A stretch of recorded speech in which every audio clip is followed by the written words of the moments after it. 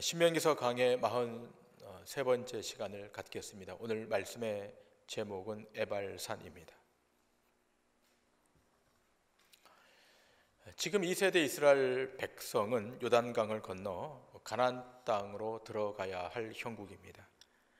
1세대 이스라엘 백성들은 이미 광야에서 그 세대의 수명을 다했고 이제 곧 모세의 리더십도 종결될 것입니다.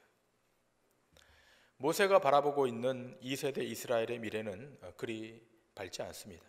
왜냐하면 가나안 땅이 비록 젖과 꿀이 흐르는 땅이고 부요와 풍성함이 보장되어 있을지라도 거기에는 가나안의 우상이 기다리고 있기 때문입니다. 이 우상은 굉장히 매력이 있어서 웬만한 신앙의 경지에 도달하지 않고는 극복할 수 없는 치명적인 것이기에 모세의 걱정은 이루 말할 수가 없는 것입니다. 그리고 이미 이스라엘 백성은 긴 광야를 지나오면서 그 광야에 거주하는 토착민들이 섬기고 있었던 우상의 유혹에 여러 번 넘어진 경험이 있습니다. 모세는 이 사실을 이미 잘 알고 있었기에 이스라엘에게 계속된 권면과 동시에 경고의 메시지를 보내는 것입니다. 그리고 모세는 하나님이 이스라엘에게 제시하는 궁극적인 복은 육체적 복이 아니라 영적인 복이라는 사실을 명확하게 밝힙니다. 여러분, 우리가 성경 66권, 구약 성경과 신약 성경을 깊게 읽어가면 성경이 그 백성에게 핵심으로 제시하는 교훈은 세상에서 행복해지는 방도나 방식을 말하지 않고 인간의 마지막 운명 앞에 누가 그 운명의 주도권을 쥐고 있는가를 말하고 있다는 것입니다. 현재 안위나 성공보다 한 인생의 끝에 결정되는 인간의 결말에 대해서 더 심도 높게 말하고 있다는 것입니다. 비록 세상에서는 부유하지 않았고 높은 자리에 오르지 못했을지라도 그 인생의 끝에 기다리고 있는 승리의 손길이 그 인생 가운데 놓여 있다면 그것이 승리이고 그것이 최종적 이김이다 라고 성경은 증거하는 것입니다. 자, 그래서 모세는 신명기 10장 12절 13절에서 이렇게 증거합니다. 이스라엘아, 내 하나님 여호와께서 내게 요구하시는 것이 무엇이냐? 그 내 하나님 여호와를 경외하여 그의 모든 도를 행하고 그를 사랑하며 마음을 다하고 뜻을 다하여 내 하나님 여호와를 섬기고 내가 오늘 내 행복을 위하여 내게 명하는 여호와의 명령과 규례를 지킬 것이 아니냐. 마음을 다하고 성품을 다하여 하나님을 사랑하고 경외하는 것, 이것이 행복의 척도다라고 말하는 것입니다. 왜냐하면 진정한 행복은 하나님이 주셔야만, 야훼 하나님이 주셔야만 가능하기 때문입니다. 자, 그런데 많은 교회에서 복을 받는 비결을 말씀하는데 기도를 많이 해라, 전도를 많이 해라, 봉사를 해라, 헌금을 해라. 그러면 복을 받을 수 있다라고 말합니다. 물론 틀린 말은 아닐 것입니다. 그러나 성경이 궁극적으로 말하는 메시지는 그게 아닙니다. 마음을 다하여 뜻을 다하여 주 하나님을 섬기고 사랑할 때 하나님으로부터 부어지는 은혜와 은총으로 복을 받는 것임을 말씀하고 있습니다. 바울 사도도 여기에 대해서 이렇게 증거하지 않습니까? 로마서 4장 6절 이하입니다. 일한 것이 없이 하나님께 의로 여기심을 받는 사람의 복에 대하여 다윗이 말한 바, 불법이 사함을 받고 죄가 가려짐을 받는 사람들은 복이 있고. 자, 무엇이 복이라고 말하고 있습니까? 불법이 사함을 받고 죄가 가려짐을 받는 것, 이것이 복이라고 말하고 있습니다. 자신이 전적으로 죄인임을 아는 것, 자신이 사망에서 절대로 탈출할 수 없는 것을 아는 것, 이것이 행복의 시작임을 말씀하고 있습니다. 그러므로 진정한 행복은 땅에 있는 그 무엇을 취한다고 되는 것이 아니라 하늘로부터 부어지는 놀라운 은혜를 경험할 때만 참 행복, 참 기쁨을 경험하게 되는 것입니다. 자, 지금 모세는 이 전제를 우리에게 말하면서 오늘 본문의 말씀을 전달하고 있습니다. 오늘 본문은 요단강을 건너가서 에발산에 돌을 세우고 그 돌에 모든 율법을 명확히 정확히 기록하라라고 명령합니다. 그리고 다듬지 않은 돌로 제단을 쌓고 거기에서 번제와 화목제를 드리라고 말씀합니다. 자, 오늘 이 본문 신명기 27장의 말씀은 이미 우리가 보았던 신명기 11장 26절 이하에 이미 언급이 되어 있습니다. 자, 신명기 11장 26절 이하의 말씀을 보시겠습니다. 내가 오늘 복과 저주를 너희 앞에 두나니 너희가 만일 내가 오늘 너희에게 명하는 너희 하나님 여호와의 명령을 들으면 복이 될 것이요 너희가 만일 내가 오늘 너희에게 명령하는 도에서 돌이켜 떠나 너희 하나님 여호와의 명령을 듣지 아니하고 본래 알지 못하던 다른 신들을 따르면 저주를 받으리라. 네 하나님 여호와께서 네가 가서 차지할 땅으로 너를 인도하여 들이실 때에 너는 그리심 산에서 축복을 선포하고 에발 산에서 저주를 선포하라. 하나님은 모세를 통해서 이스라엘 백성에게 말씀합니다. 복과 저주를 너희 앞에 두겠다. 그리고 그리심 산에서는 축복을 선포하고 에발 산에서는 저주를 선포하라고 말합니다. 신명기 강의 25번째 시간이 이미 다 강의했던 내용입니다. 자, 여러분에게 한번 묻겠습니다. 여러분은 에발산, 저주의 산과 그리심산, 축복의 산 어느 산에 위치하고 싶습니까? 모두가 다 이 그리심산에 서길 원할 것입니다. 그러나 어느 산에 어느 지파가 서야 할지는 우리가 결정하는 것이 아니라 야훼 하나님께서 정하여 결정하시는 것입니다. 축복을 선포하고 저주를 선포하는 이 실존의 자리에 서는 것, 인간이 마음대로 결정할 수 있는 것이 아니라 하나님 자신이 결정하시는 것입니다. 자, 그런데 중요하게 보아야 할 것이 있습니다. 거기에 돌들을 세우고 율법을 정확히 기록하고 다듬지 않은 돌로 제단을 쌓는 그곳이 그리심산이 아니라 에발산이라고 하는 것입니다. 하나님의 신령한 제단이 쌓아지는 곳이 아이러니하게도 저주를 선포하고 있는 에발산입니다. 그리고 선포되는 말씀의 거의 모든 내용도 다 저주의 선포입니다. 단 한 말씀도 축복의 선포가 없어요. 그럼에도 불구하고 여기에다가 단을 쌓으라는 것입니다. 우리의 생각과는 다르지 않습니까? 자, 그리고 이 단을 쌓을 때 철 연장을 사용하지 않고 쌓으라고 명령합니다. 자, 본문 5절의 말씀을 보시겠습니다. 또 거기서 내 하나님 여호와를 위하여 제단 곧 돌단을 쌓되 그것에 쇠 연장을 대지 말지니라.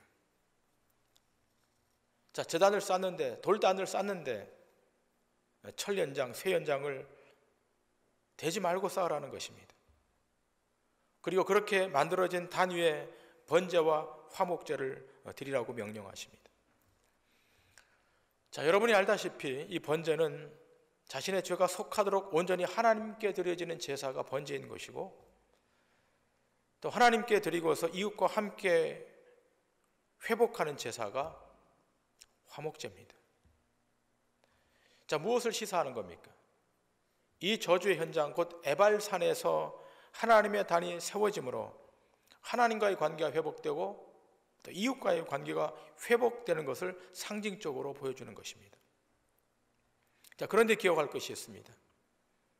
그 단이 쌓아지는 이 모든 것, 이것은 인간의 노력의 결과로, 인간의 솜씨의 결과로 된 것이 아니라는 것입니다. 그래서 날카로운 철로 돌을 다듬지 못하게 말씀하십니다.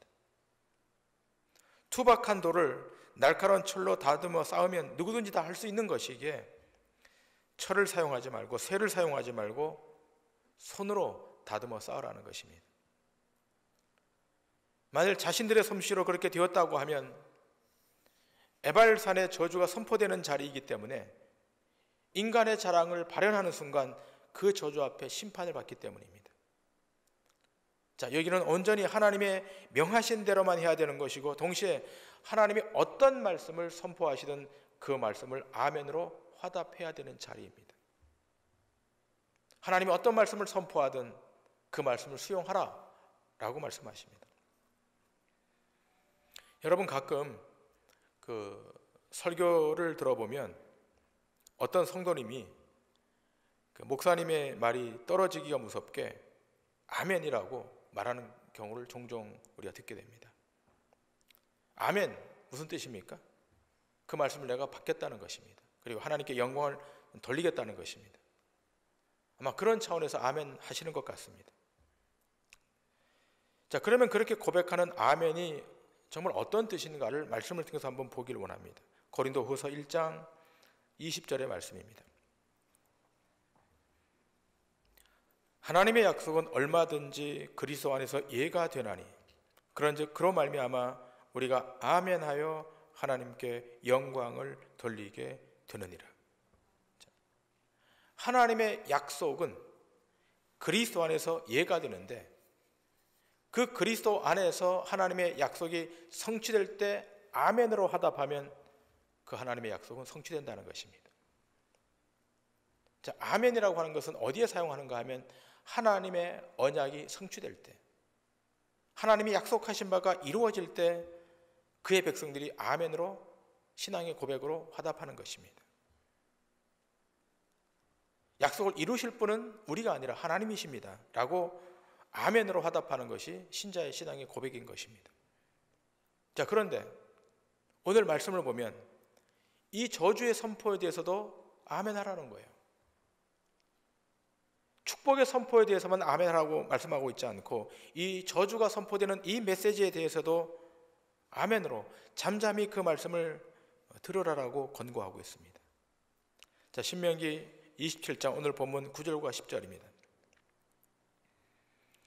모세와 레위 제사장들이 온 이스라엘에게 말하여 이르되 이스라엘아 잠잠하여 들으라. 오늘 네가 네 하나님 여호와의 백성이 되었으니 그런즉 네 하나님 여호와의 말씀을 청종하여 내가 오늘 네게 명령하는 그 명령과 규례를 행할지니라. 자, 지금 에발산에서 어떤 말씀이 선포되든 이스라엘아 잠잠하여 들으라 아멘으로 화답하라는 것입니다. 자, 그러면 그 선포되는 내용이 어떤 내용이겠습니까? 거의 저주에 가까운 내용입니다. 10절 이하에 그 저주에 가까운 내용이 자세하게 기술되어 있습니다. 자, 신명기 27장 10절부터 26절의 말씀인데요. 자, 본문의 말씀이 좀 길지만 읽도록 하겠습니다. 그런즉 네 하나님 여호와의 말씀을 청종하여 내가 오늘 네게 명령하는 그 명령과 규례를 행할지니라. 모세가 그날 백성에게 명령하여 이르되 너희가 요단을 건넌 후에 시몬과 레위와 유다와 이사갈과 요셉과 베냐민은 백성을 축복하기 위하여 그리심산에 서고 루벤과 갓과 아셀과 스불론과 단과 납달리는 저주하기 위하여 에발산에 서고 레위 사람은 큰 소리로 이스라엘 모든 사람에게 말하여 이르기를 장색의 손으로 조각하였거나 부어 만든 우상은 여호와께 가증하니 그것을 만들어 은밀히 세우는 자는 저주를 받을 것이라 할 것이요 모든 백성은 응답하여 말하되 아멘 할지니라. 그의 부모를 경홀히 여기는 자는 저주를 받을 것이라 할 것이요 모든 백성은 아멘 할지니라. 그의 이웃의 경계표를 옮기는 자는 저주를 받을 것이라 할 것이요 모든 백성은 아멘 할지니라. 맹인에게 길을 잃게 하는 자는 저주를 받을 것이라 할 것이요 모든 백성은 아멘 할지니라. 객이나 고아나 과부의 송사를 억울하게 하는 자는 저주를 받을 것이라 할 것이요 모든 백성은 아멘 할지니라. 그의 아버지의 아내와 동침하는 자는 그의 아버지의 하체를 드러냈으니 저주를 받을 것이라 할 것이요 모든 백성은 아멘 할지니라. 짐승과 교합하는 모든 자는 저주를 받으라 할 것이요 모든 백성은 아멘 할지니라. 그의 자매 곧 그의 아버지의 딸이나 어머니의 딸과 동침하는 자는 저주를 받을 것이라 할 것이요 모든 백성은 아멘 할지니라. 장모와 동침하는 자는 저주를 받을 것이라 할 것이요 모든 백성은 아멘 할지니라. 그의 이웃을 암살하는 자는 저주를 받을 것이라 할 것이요 모든 백성은 아멘 할지니라. 무지한 자를 죽이려고 뇌물을 받는 자는 저주를 받을 것이라 할 것이요 모든 백성은 아멘 할지니라. 이 율법의 말씀을 실행하지 아니하는 자는 저주를 받을 것이라 할 것이요 모든 백성은 아멘 할지니라.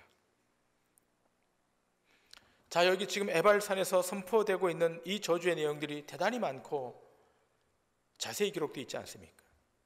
우상숭배, 부모를 경홀히 여기는 문제, 경제적인 문제, 약자 보호의 문제, 성적인 문제, 무죄한 자를 죽이려고 뇌물을 받는 이 모든 것에 대해서 저주를 받을 것이라고 선포하면 단 한 명도 예외 없이 아멘으로 화답하라는 것입니다. 또 26절에는 이렇게 기록되어 있지 않습니까? 이 율법에 기록된 모든 말씀을 실행치 아니하는 자는 저주를 받을 것이라고 그 말씀이 선포될 때 너희는 아멘으로 화답하라는 것입니다. 자, 그렇다면 여러분, 이 말씀이 이스라엘 백성에게만 해당하는 말씀일까요?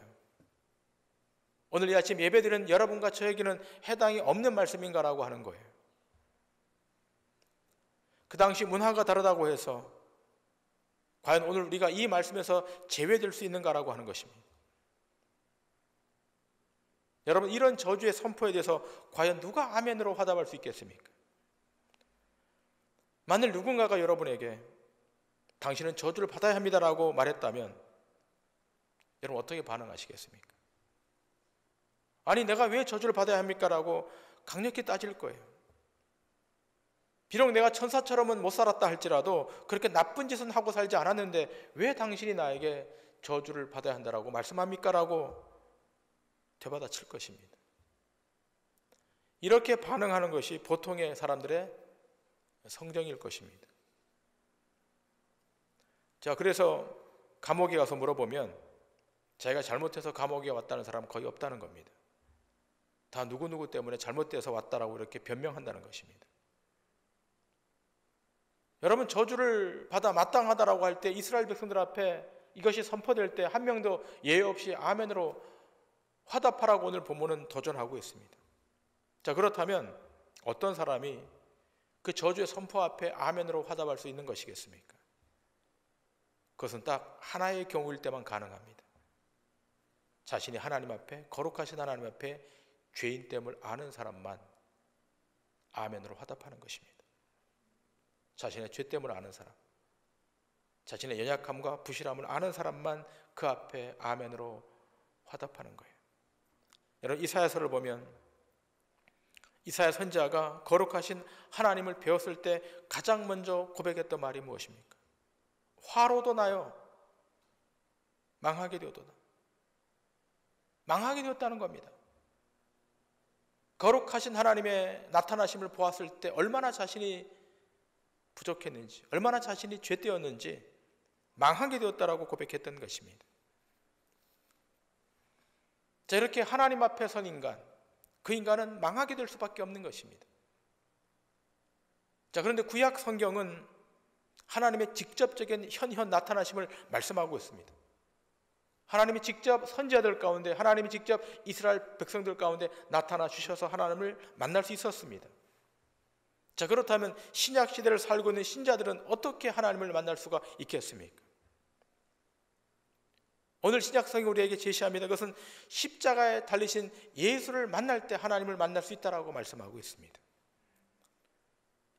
자, 예수를 만난다라고 하는 것은 무슨 꿈에서 만나는 것을 말하는 것이 아닙니다. 무슨 신비한 사건이 임함으로 만나는 것이 아닙니다. 물론 특별한 경우에, 급박한 경우에 그럴 때가 있어요. 그러나 대부분의 경우는 우리 안에 내주하시는 성령님을 통해, 말씀의 강력한 역사를 통해 우리 주님을 만나고, 주님을 만나면 그 입술에서 나는 죄인입니다라고 하는 고백이 나올 수밖에 없는 것입니다. 예수님을 만나는 유일한 통로, 그것은 기록된 하나님의 말씀과 성령이십니다. 그리고 성령은 반드시 말씀을 통해 역사하십니다. 그래서 성령의 감동 또는 성령의 조명이 있을 때 그 하나님의 말씀이 우리 안에 있는 죄악을 다 들춰내시는 거예요.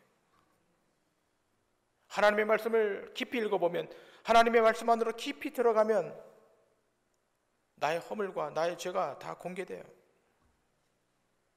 그 죄가 보이면 저주받아 마땅하다는 것을 인정할 수밖에 없는 것입니다. 이것이 바로 말씀 앞에 두려워 떨 수밖에 없는 사망에서 구원받아야 할 인간의 실체입니다. 자, 이사야서를 보시겠습니다. 이사야서 66장 1절 이하입니다. 여호와께서 이와 같이 말씀하시되 하늘은 나의 보좌요 땅은 나의 발판이니 너희가 나를 위하여 무슨 집을 지으랴? 내가 안식할 처소가 어디랴? 나 여호와가 말하노라. 내 손이 이 모든 것을 지었으므로 그들이 생겼느니라. 무릇 마음이 가난하고 심령에 통회하며 내 말을 듣고 떠는 자 그 사람은 내가 돌보려니와 소를 잡아 드리는 것은 살인함과 다름이 없이 하고 어린 양으로 제사 드리는 것은 개의 목을 꺾음과 다름이 없이 하며 드리는 예물은 돼지의 피와 다름이 없이 하고 분향하는 것은 우상을 찬송함과 다름이 없이 행하는 그들은 자기의 길을 택하며 그들의 마음은 가증한 것을 기뻐한즉 나 또한 유혹을 그들에게 택하여 주며 그들이 무서워하는 것을 그들에게 임하게 하리니 이는 내가 불러도 대답하는 자가 없으며 내가 말하여도 그들이 듣지 않고 오직 나의 목전에서 악을 행하며 내가 기뻐하지 아니하는 것을 택하였음이니라 하시니라. 여호와의 말씀으로 말미암아 떠는 자들아 그의 말씀을 들을지어다. 이르시되 너희 형제가 너희를 미워하며 내 이름으로 말미암아 너희를 쫓아내며 이르기를 여호와께서는 영광을 나타내사 너희 기쁨을 우리에게 보이시기를 원하노라 하였으나 그들은 수치를 당하리라 하셨느니라. 이사야 선지자가 말합니다. 너희가 하나님을 기쁘게 하고 하나님을 위하는 것을 할지라도 하나님 것을 기뻐하지 않는다는 겁니다. 너희가 하나님이 거할 처소를 만든다 할지라도 너희가 많은 예물을 드리고 많은 제물을 드린 것일지라도 하나님 그것을 기뻐하지 않으신다는 것입니다. 하나님이 찾으시는 한 영혼은 자기 죄를 알고 자기 허물을 알고 통회하고 자복하는 그 영혼, 자신의 힘으로는 도저히 죄 앞에 어둠 앞에 구원받을 수 없는 자임을 자각하고 회개하는 그 심령을 하나님이 찾으신다는 것입니다. 그리고 그 영혼을, 그 인생을 친히 돌보시겠다는 것입니다. 그러면 그렇게 통회하는 자는 무엇을 통해 자신의 죄가 크다는 사실을 인지하는 것입니까? 오직 기록된 하나님의 말씀을 통해서 알게 되는 겁니다. 옆에서 사람이 아무리 조언해줘도 자신의 죄 때문을 모르는 거예요. 아무리 좋은 서적을 읽어도 자신의 허물을 모르는 것입니다. 오직 계시된 기록된 하나님의 말씀이 우리 안에 밀고 들어올 때 그 말씀 앞에 우리는 죄인임을 알게 되는 것입니다. 자, 히브리서 4장은 이렇게 증거합니다. 히브리서 4장 12절 13절입니다. 하나님의 말씀은 살아있고 활력이 있어 좌우의 날쌘 어떤 검보다 예리하여 혼과 영과 및 관절과 골수를 찔러 쪼개기까지 하며 또 마음의 생각과 뜻을 판단하나니 지으신 것이 하나도 그 앞에 나타나지 않음이 없고 우리의 결산을 받으실 이의 눈앞에 만물이 벌거 벗은 것 같이 드러나느니라. 말씀이 밀고 들어올 때, 말씀이 조명할 때 자신이 밝아 벗어지는 것처럼 다 공개된다는 거예요. 말씀 앞에 선 인간, 그 모든 것이 공개되는 그 모든 것, 그 하나도 하나님 앞에 의로운 것이 없습니다. 그 하나님 앞에 마땅한 것이 없습니다. 말씀 앞에 벗겨진 인생, 누구도 하나님의 진리 앞에 도달할 수 없어요. 너희는 저주를 받아야 된다라고 하니 에발산의 이 말씀의 선포 앞에 수용할 수밖에 없는 거예요. 맞습니다. 하나님, 내가 죄인입니다. 내가 그 저주 안에 있는 자입니다. 자, 그런데 놀라운 사실이 있습니다.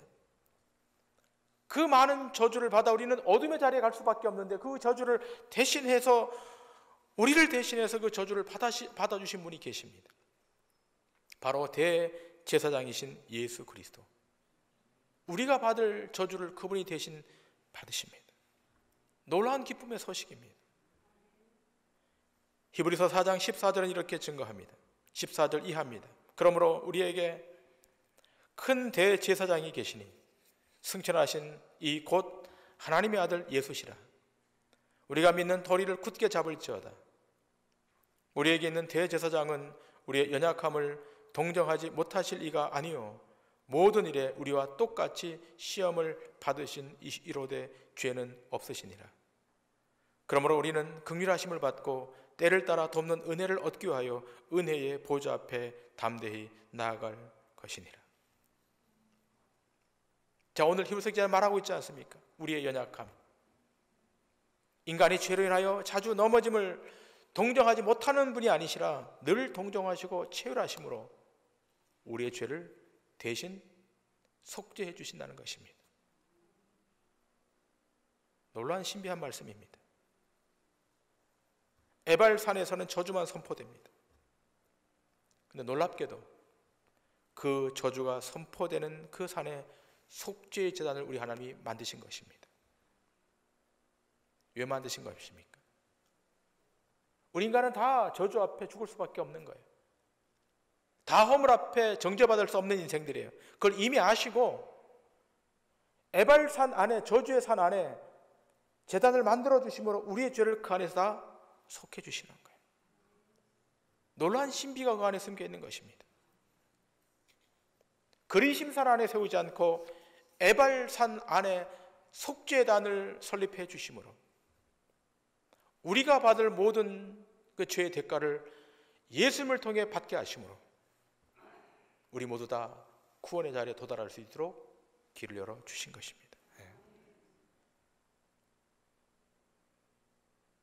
그 에발산에 번제가 드려지고 화목제가 드려지므로 저주가 저주로 끝나는 것이 아니라 대신 저주 받으시는 분에 의해서 그것이 축복으로 다시 환원되는 역설의 축복. 이 축복이 믿는 하나님의 백성들에게, 하나님의 자기 백성들에게 허락되었다는 것입니다. 이것이 구현된 자리, 신약에 이것이 구현된 자리가 십자가인 것입니다. 그 십자가 우리 주님이 달려 죽으심으로 우리가 받을 저주를 그분이 대신 받으심으로 여러분과 제가 구원의 자리에 이르게 된 거예요. 에발산에 놀라운 구속의 의미가 숨겨 있는 것입니다. 우리를 위해 대신 달려 돌아가신 그 십자가의 자리, 그로 말미암아 우리는 구원에 도달하게 된 것입니다. 바라기는 이 에발산 안에 감추어진 이 놀라운 구속의 은총을 날마다 기억하심으로 이 한 주간도 그 구속의 은총으로 말미암아 승리하는 복된 권속들 다 되시기를 주님의 이름으로 간절히 축원합니다. 기도하시겠습니다.